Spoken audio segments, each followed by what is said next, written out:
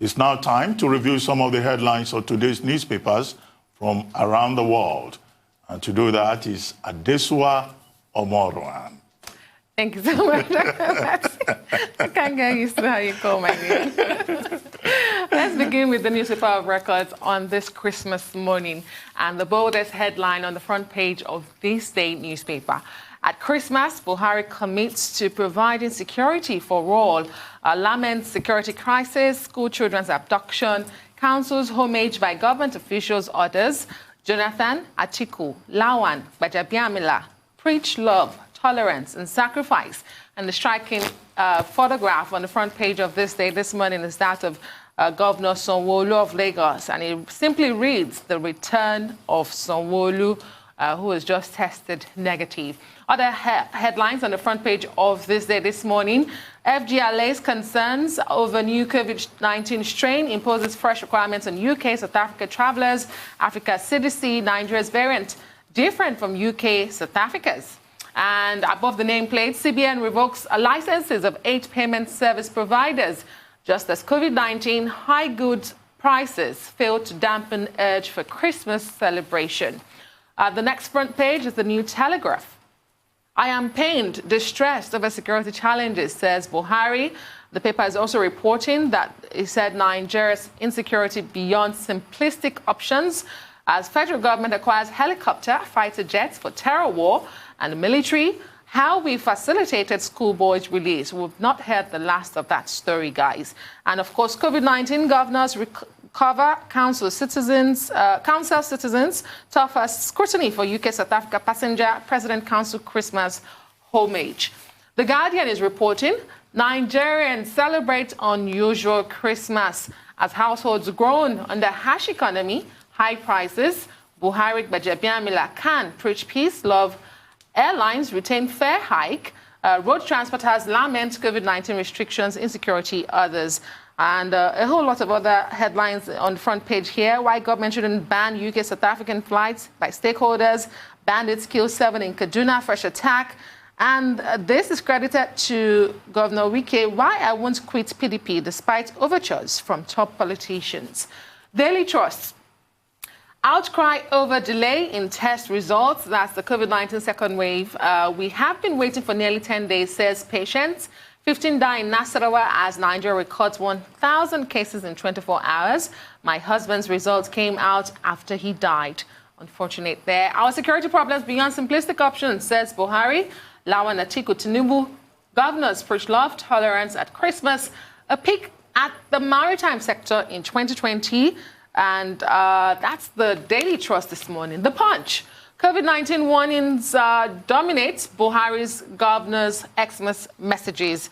Staying alive should be your watchword, President counsels. Second phase, deadlier. Avoid crowded places.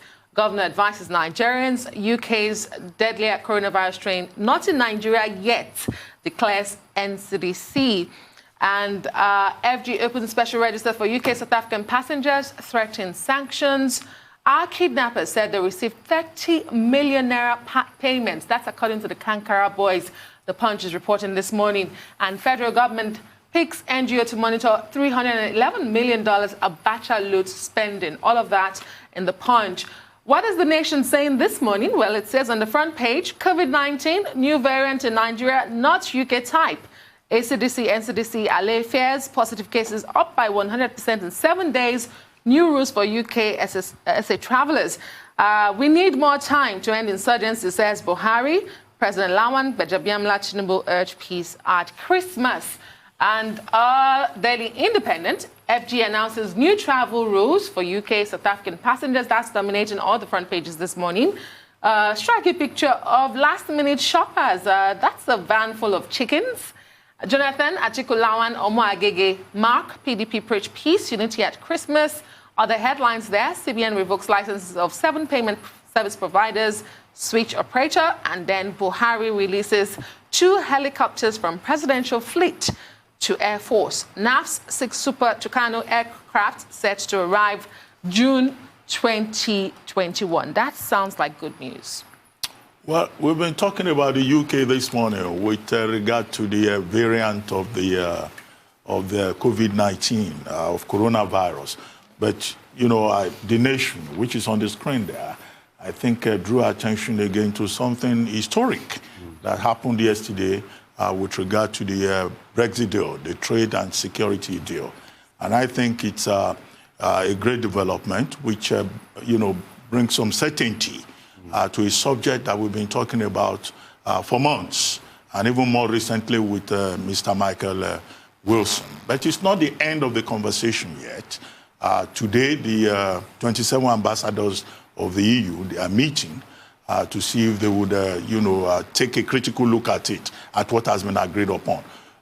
Each country has a veto power, but I don't think that any of those 27 ambassadors will apply a veto power. The European Parliament is also going to take a look at the deal, and then the House of Commons is going to be summoned back next week to come and ratify it. So this is where we are with regard to it, but I see Prime Minister Boris Johnson being more excited about it, whereas von der Leyen was a bit more subdued, because in any case, the EU will not want to give the impression that other countries can just leave.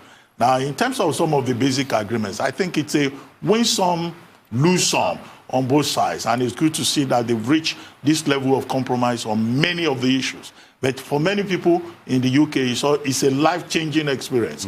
With regard to the quality of the deal itself, 2,000 pages of document.